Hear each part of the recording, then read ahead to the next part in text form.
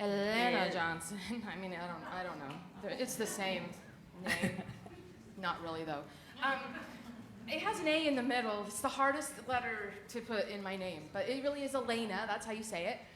I write a lot of clean and wholesome romance. I write Christian romance as well. Sometimes you'll hear it called sweet romance, but we're going to talk a little bit about that in a little bit. And I am going to have the awesome ladies up here with me, and I need a chair. I'll take this one right here. They're going to introduce themselves, and then I'm going to just go over just a couple of things, like, 10 minutes or something. And then we're going to do questions. So I hope you have some deep, burning questions about clean and wholesome or sweet or Christian romance that you want us to answer. And we'll do our best to answer all of those. All right, Deb, go. Oh, can you hear me? Oh. I'm Debra Clopton, and I started my career with Love Inspired, and I blessedly was one of their top authors, and then Indy came along. I had owned a hair salon for 25 years, and I loved being independent, and I was like, okay, I know where I'm going. And I couldn't wait, and I went indie, and I have never looked back, and I write Clean and Wholesome. I started out with Christian, write Clean and Wholesome with some Christian in it, and I love it. It's wonderful. So.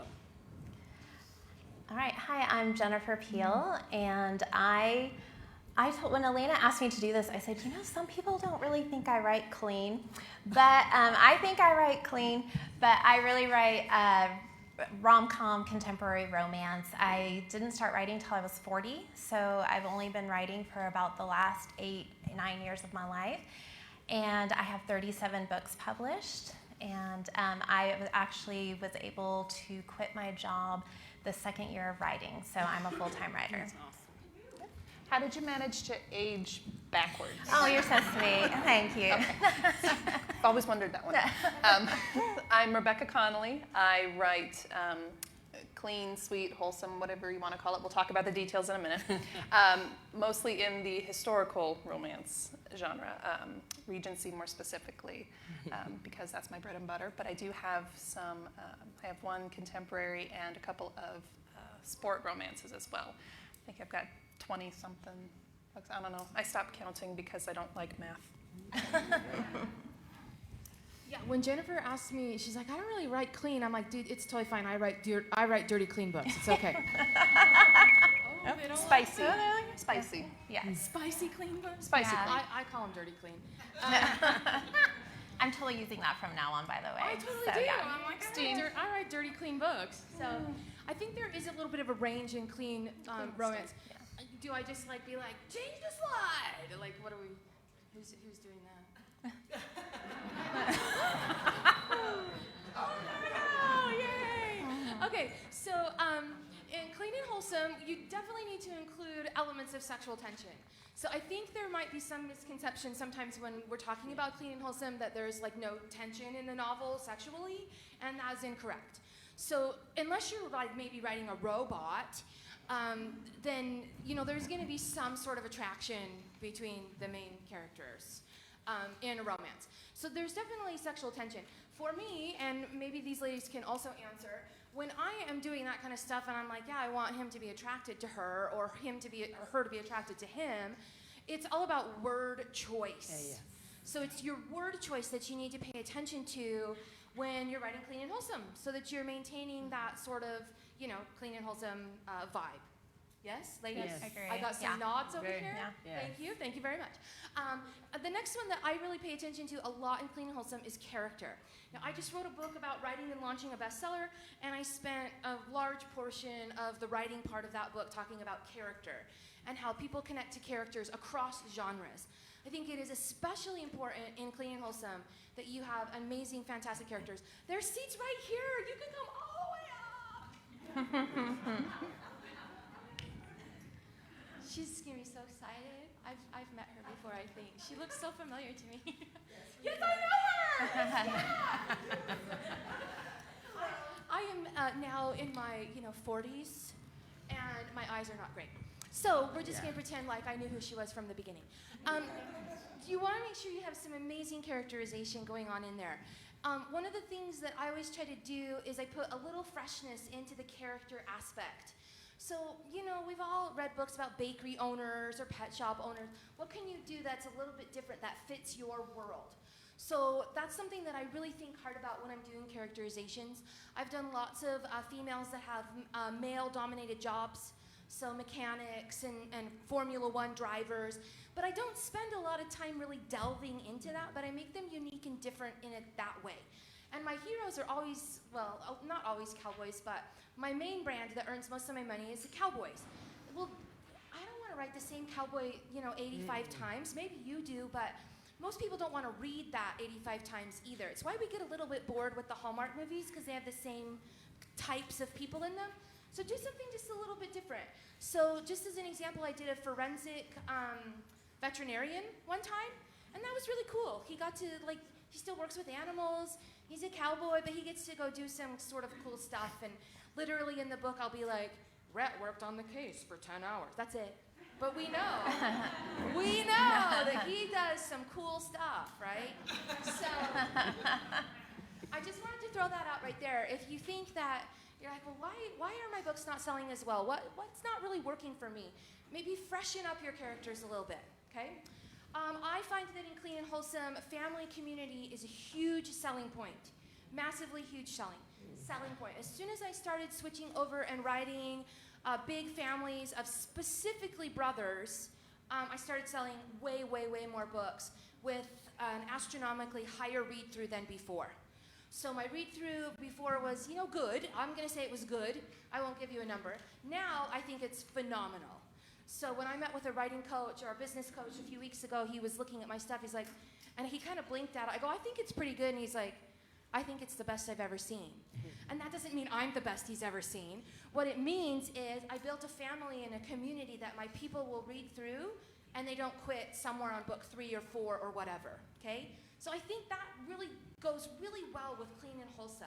It's that feeling we get when the opening scene is, the town square with the Christmas lights, and there's this community, and everybody's coming together in the community. So that's really something that you want to maybe think about if you're like, what should I write next? Or what have I not done that I could be doing a little bit better? We had a little powwow in my room yesterday. I had some of my friends up there with me. And I heard a couple of them, and I didn't ask them if I could say this, so I will remain them anonymously. I don't know what I just said. I will not tell you who they are. And they said, I don't think I have enough people in my world to do it. So you have to think about where you're going with your series, where you're going with your books, so that you can populate in the community and the family that you need. I honestly always try to include as many popular tropes and trends that I can. Not gonna lie. What my biggest tip or trick is to take 2 really popular ones and combine them. So I saw my career really take off in 2018 when I combined cowboys with billionaires. So now I don't think I have written a non-cowboy billionaire since 2018, I'm not gonna lie.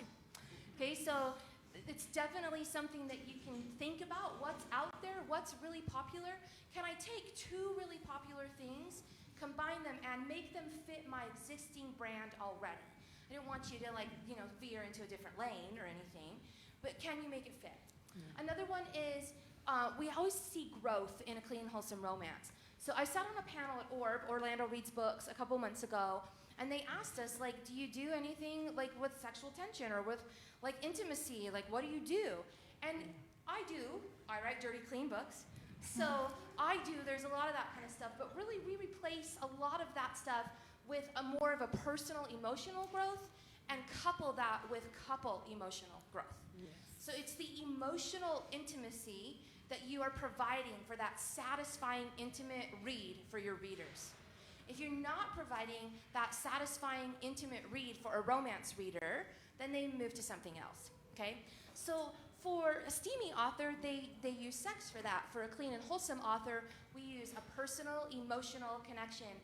And I've been using a lot of Theodora Taylor's Universal Fantasies, but the perfect gift is one that can really make a couple have really great intimacy when he can provide the perfect gift for her that she needs in the exact right moment.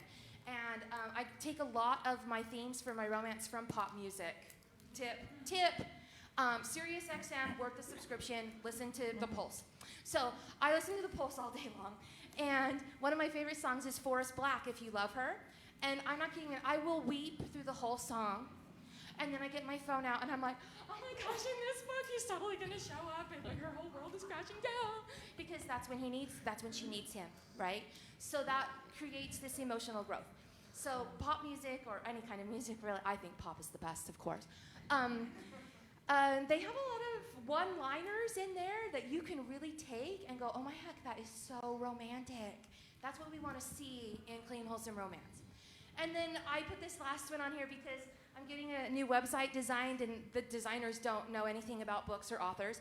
And they said, well, what kind of books do you write? And I was like, well, I don't know.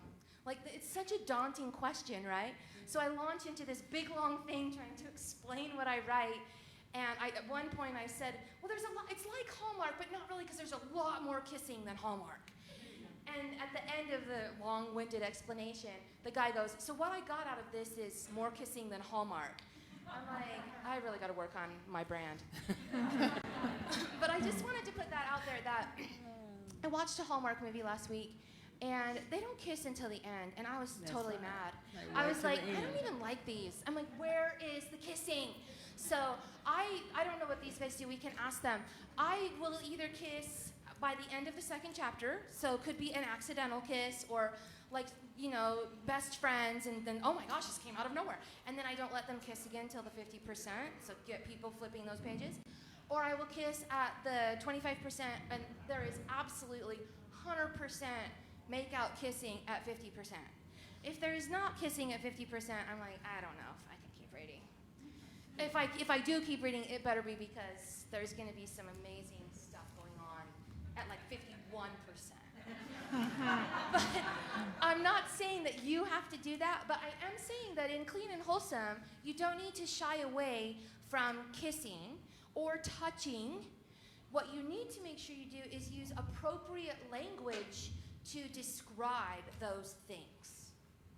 Okay, slide. Yes. Okay, I put Taboo 3 on this just because language, sexual content, and violence are typically the ones that we avoid in Clean and Wholesome. If you're going to put your book in a Clean and Wholesome category, you're not going to have language, you're not going to have explicit sexual content, and you're not going to have violence. So it depends for what you're comfortable with, what level of all of those things you put in. I personally don't use any swear words, 0, none. So that's up to you. I will have my cowboys use alternate swearing, invented swearing.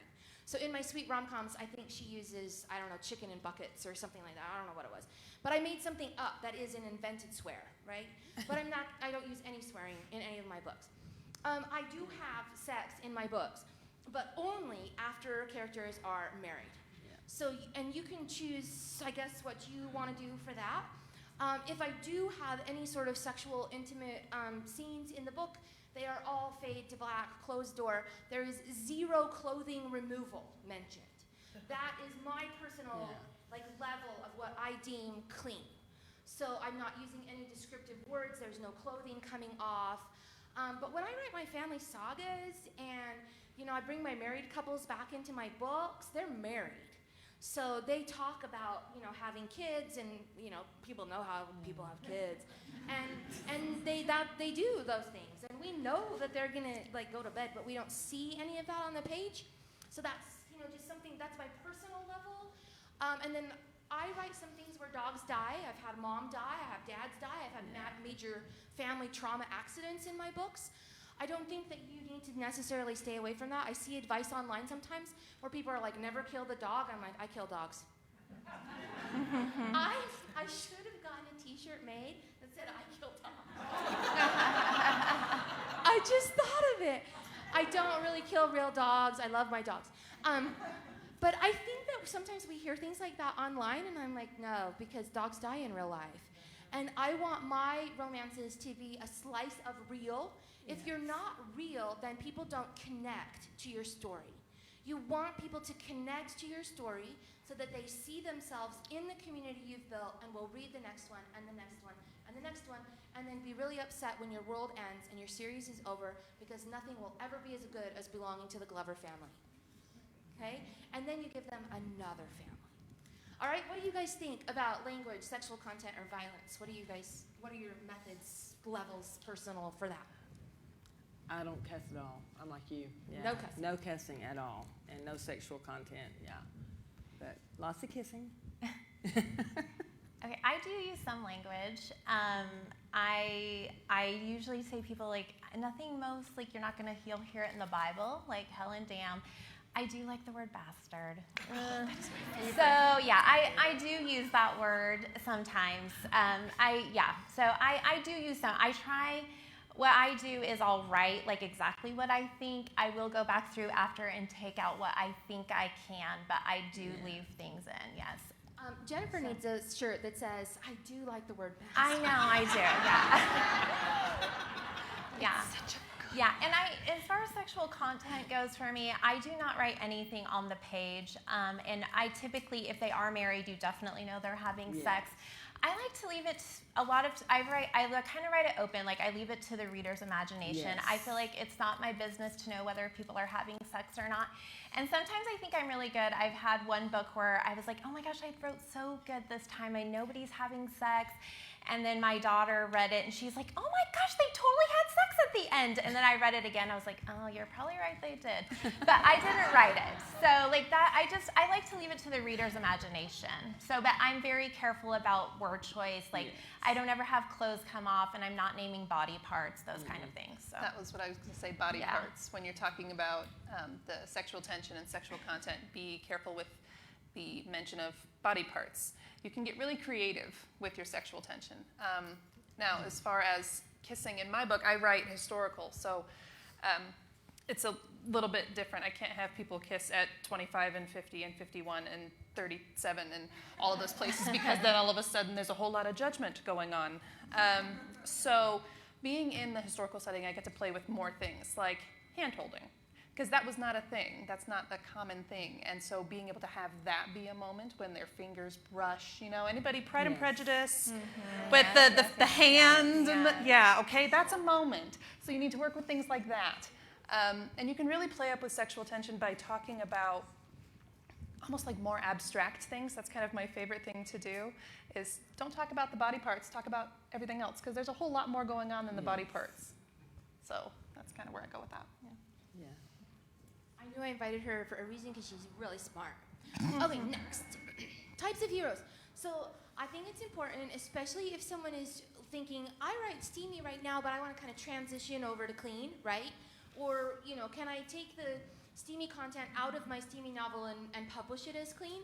Typically, we see things differently in our heroes that star in clean and wholesome romances or clean and wholesome movies. We typically don't have alpha holes. It's typically not something that we're all like, yeah, I really wish I had this dude in my face all the time, right? Or whatever. I will give you a caveat to that in just a second. But you're really thinking of a beta hero. It's the boy next door. He's the hometown hero. He's the military guy. He's a paramedic. He's the cop. And they can have alpha tendencies, but they're not dominating women tendencies. They're mama's boys. They're cinnamon rolls. They're your softened, repentant alpha. We talked about this yesterday in my room too, or maybe we did. Maybe I just invented it in my head. I forgot now. Kelly, can we talk about it? She doesn't think we did. Never mind. I was talking about it with someone, but I don't know where or when. It was very recent. Might have been at RAM in one of our Zoom groups. I digress. We talked a lot about how we can use bad boys in clean romance, right? Or men who come from a different background. Then they're not all squeaky clean or whatever. And we can still include those people in our books.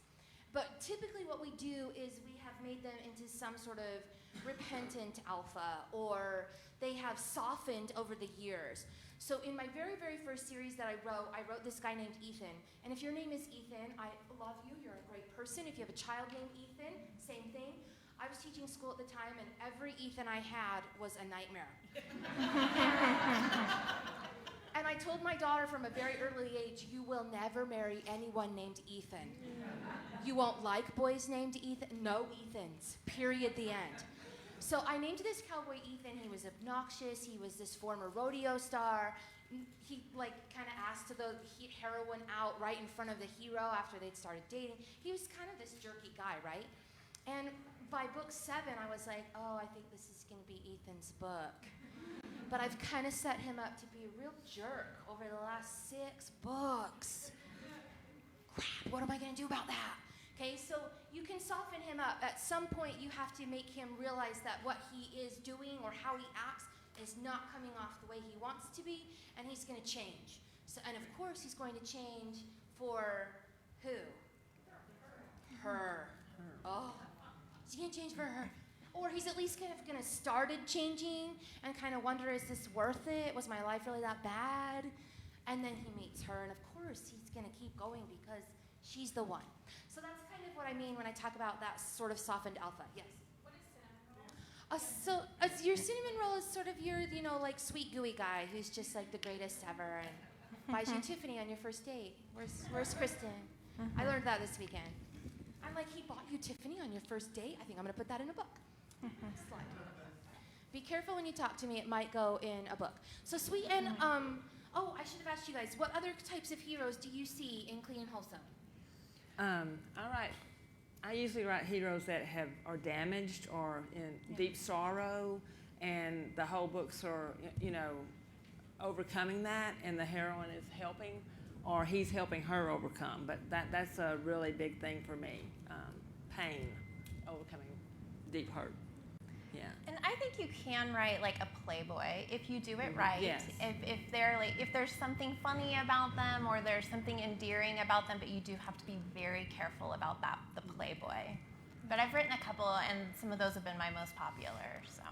Yeah. The historical tropes for your guys are a little bit different. You've got your titled guy who needs to marry for his inheritance, which means you're probably getting a marriage of convenience trope, which is awesome.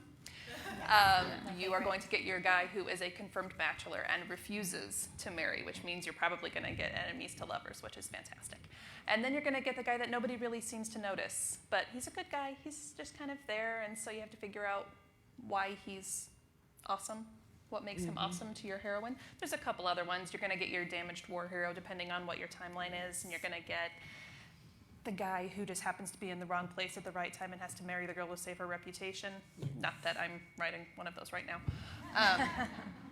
So it just kind of depends, but there are a lot of options there, and it's really, really fun to take your classic trope of a guy and turn it on its head. Like the guy who has been set up to be a bad boy, but it turns out that that's just his reputation. The truth of it is he just hasn't addressed these rumors, and he just doesn't care. And so he's like, he's still your snarky guy, but he's not a bad boy. And you're like, well, that's interesting. Bad boy attitude without the bad boy. Okay, this is fun. So lots of fun. Just have fun with it. Twist it. Yes. Twist it a little bit. Make it fresh. Freshen him up a little bit so that we like him and we connect to him and we want her to have him. So sweet and clean.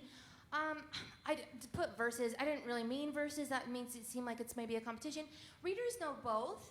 Typically, when we're doing reader-facing things, we say sweet. I say sweet. I don't always say clean and wholesome. Sweet romances definitely have lighter plot lines. They can, that's not a word. They can include some language and sexual situations.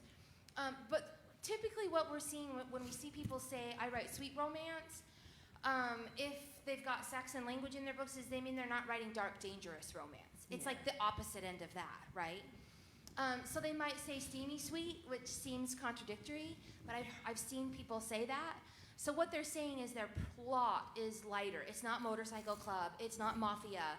It's not Captive. It's not, And so it's like might be small town, but it's steamy sweet because there's still going to be language and sex in it, but it has a sweet feel to it. So that's typically how I view the difference between sweet and clean. And then clean and wholesome can address almost all plot issues. That's something that I really wanted to emphasize. I feel like sometimes over the years, as Clean and Wholesome has come onto the scene since like about 2017, 2018, that people think that they can't put plot, anything sad in their books or anything hard in their books. And everything is just always roses and sunshine and pink lemonade. And And then they're like, I'm not really sure why my books aren't really doing that great. And then there's like a kiss on page 300 and it's over. And I think it's not really Hallmark. That's why.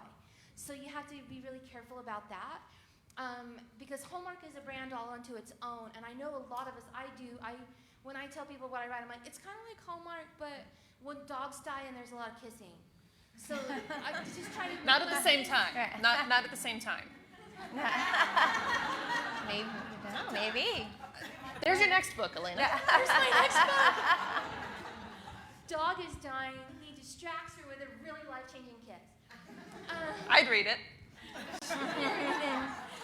She's right, not at the same time. But I think that's a misconception for Clean and Wholesome, is that we can't have anything bad ever happen, and life is just always so great. And I just don't think that creates a very realistic or deep story that your readers can be grounded in, connect to, and that's what you want, so that they will read more from you. They're one-click buy. They will pre-order at a high price rather than waiting for KU, right? So you make more if you have a high price if you do that, okay? So, but they literally don't include the language or the explicit stuff. So that's the difference in my mind.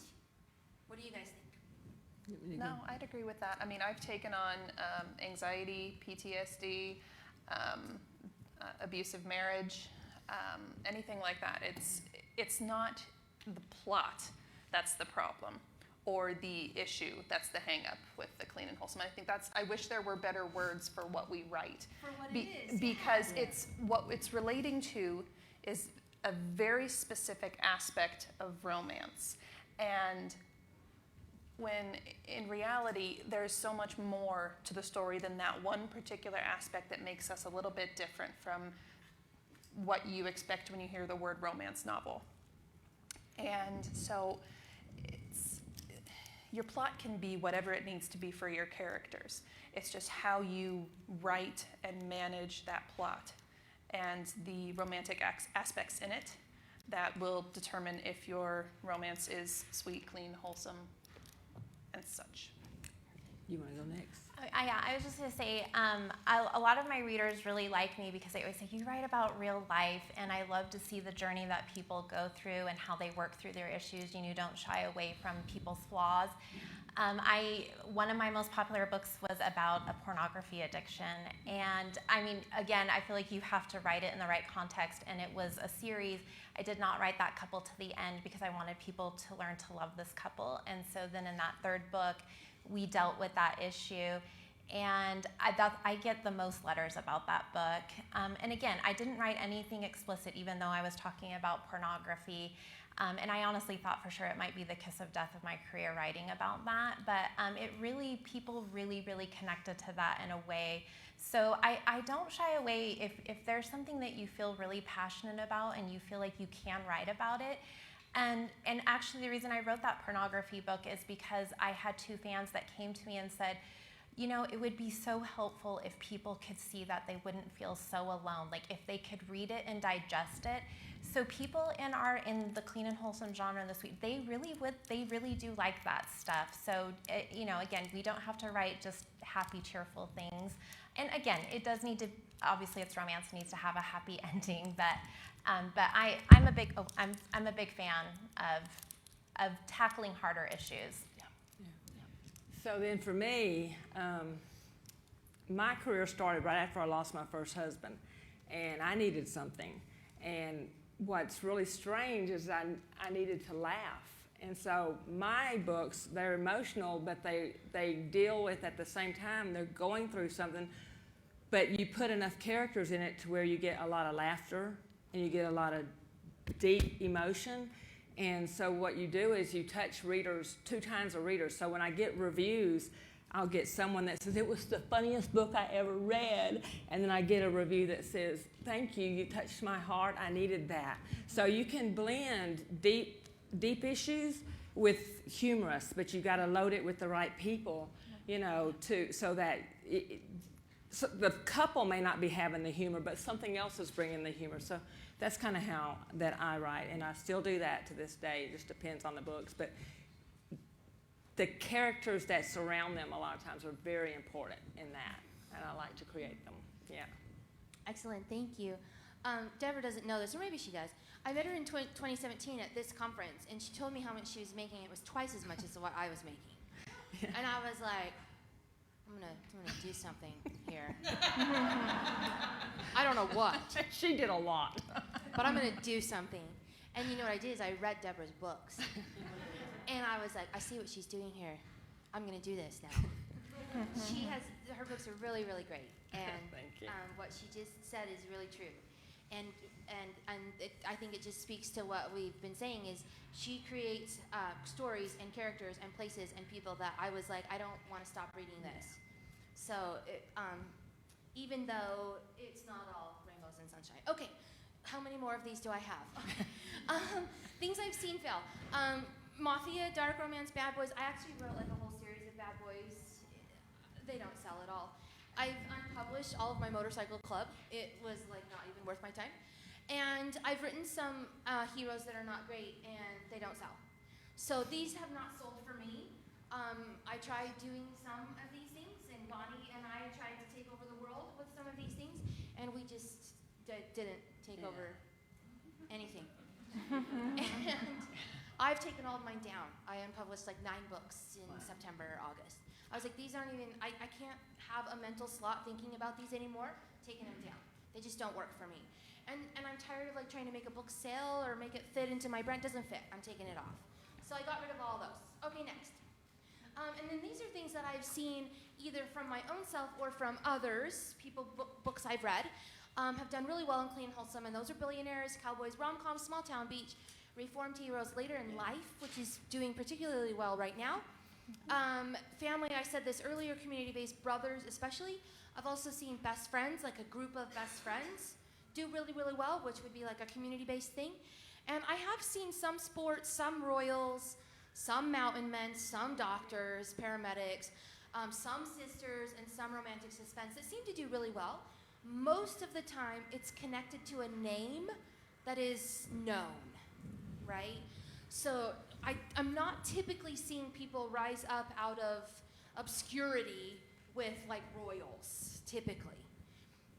But it's definitely can happen. I'm not saying if like royals are your jam and you want to write a family of 8 princes, not really, because there can only be one, right? Then you do that. But these, you see all of these in Clean and Wholesome as well. They may just not do as particularly well as you like.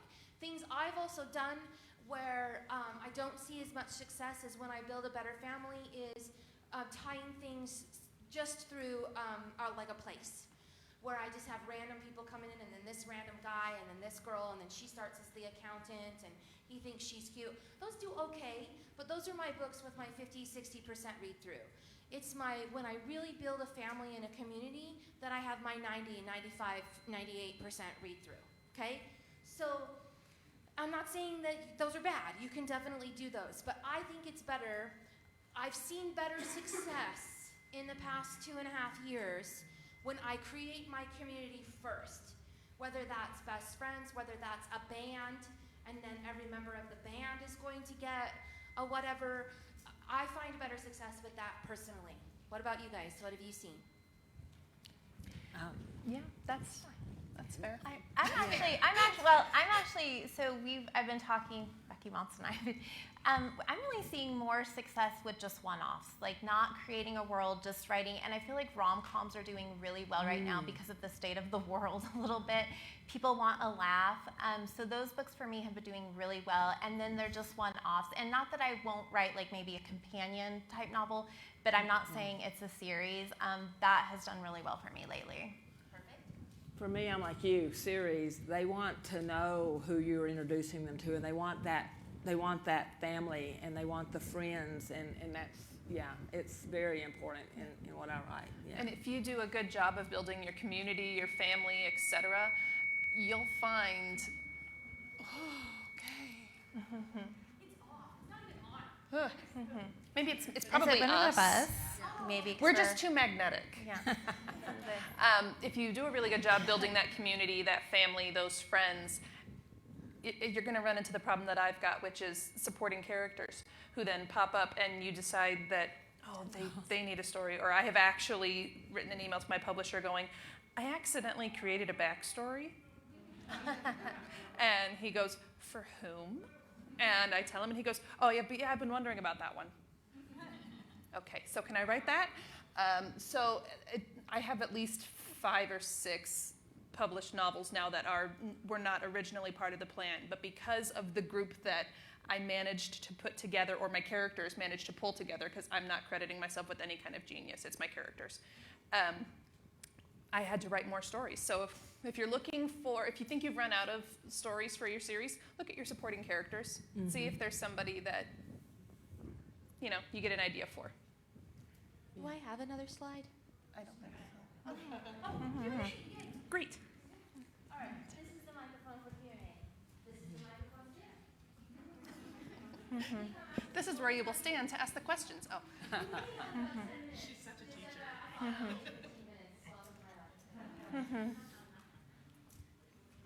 Hi, thanks so much. Can you talk about women's fiction and the difference between, I would say, contemporary women's fiction that deals really heavily with the woman's journey and where the romance is kind of the subplot? Because I think that's where I am, but I don't even know what to call it.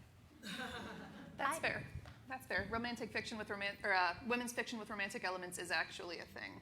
That's what I would call it, is Yeah, women's fiction. women's fiction. You And are there, women's fiction. Yeah, and there is a category on Amazon that's like women's fiction romance. So If you're focusing more on the woman's journey than you are the romance itself, then you're women's fiction. Absolutely. Hands down. It's hard to pinpoint it, though. Right. yeah, Because he's part of her journey. So I write romance, but this last series that I wrote, I wanted to make it a little bit more women's fiction-y, but I didn't even realize what I had not done. And we were talking in Elena's room yesterday, and I put the hero, I put his character, his point of view. Thank you. And her point of view, and realized that they were saying no, in women's fiction, it's women's points of view. And so mine is a romance with wider stuff, but it's obviously not women's fiction. Yeah. And you're going to get different opinions on that, right?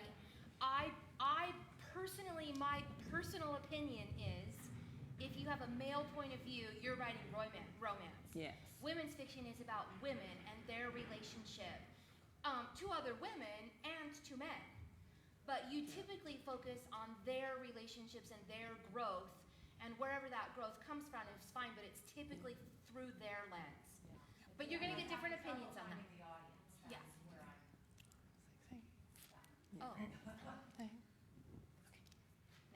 Hi. So I write paranormal, and I want to write paranormal clean romance, but obviously it's shifters, so there's going to be violence. How does that all fit into everything, and where do you find the market? Because whenever I research paranormal romance, it's always the steamy kind. I did write one paranormal, and I wish I would have used a pen name.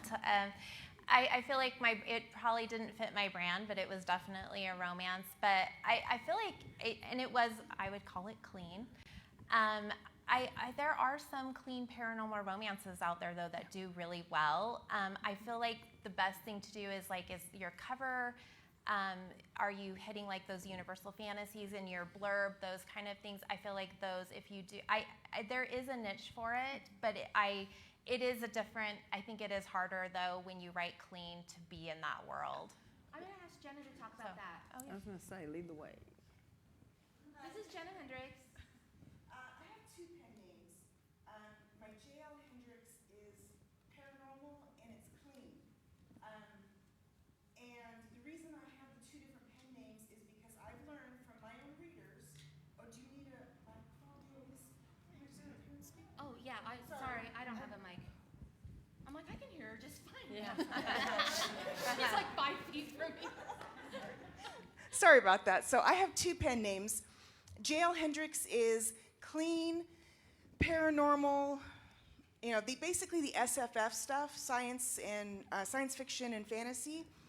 And I split them up because I learned from my readers themselves, the ones that are, follow me and email me. Most clean and wholesome romance readers don't do paranormal. That's my experience. I agree with that. And that's what my readers are telling me. So I do advertise to both of them, but when you write paranormal, even if it's clean, you really, in my opinion, this is my opinion, you should have a second pen name for that, because your readers are going to get confused, and you also need to make sure your covers are hitting the genre. That is so important to tell the reader what it is that you're writing, is that cover.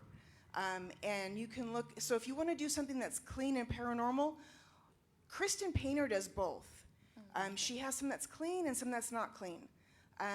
So she has I think it's Miss Frost is clean, but it's a spinoff from something that's, I would call mostly clean.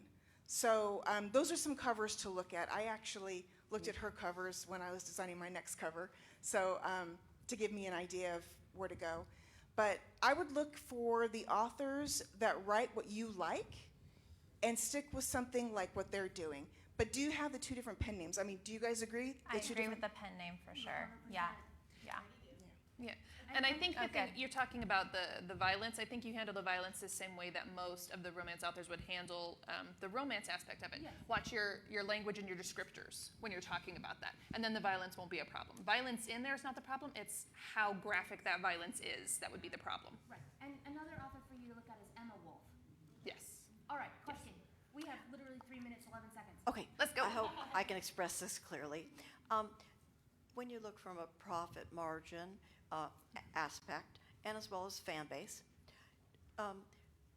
as far as clean versus or similar to inspirational, I just have struggled with that because how do you know the point that you've put so much God in there that maybe it alienates some of the other readers, or do you actually, is it to your benefit to just say, this is inspirational, it will always have God in it, or this is clean? I think you do need to specify. I think you do. I get, at the beginning of my career, I was getting a lot of reviews that this is not a Christian romance. Well, no, it was never marketed as one. You know, and it was just because I didn't have that religious arc in there. And so they were confused by it, but it was never marketed as Christian. But sometimes there is that confusion. Not so much anymore, but a few years ago there was a confusion there. So how do you define, what are you all writing? So if you write, so my Christian romances for Love Inspired, there were 24 of them, and they were heavy Christian, and I had Bible verses in them, and I took, Yes. I had 3 parts. I had the romance, and then the Christian, them coming to realization. I only had one book that actually had someone coming to know the Lord. They always started out as Christians because a lot of people don't realize that Christians have problems too, And I'm like, if every book somebody's coming to know the Lord, then that's the drama. So Christians have problems. So you just deal with it. But if you write Clean and Wholesome and you still come from a Christian aspect, you can mention God, but you don't go as deep into it. Yeah. That's the way I look at it. So I would say it's how much of the Christian aspect is in your book for if it is the inspirational versus just the romance. Is that fair?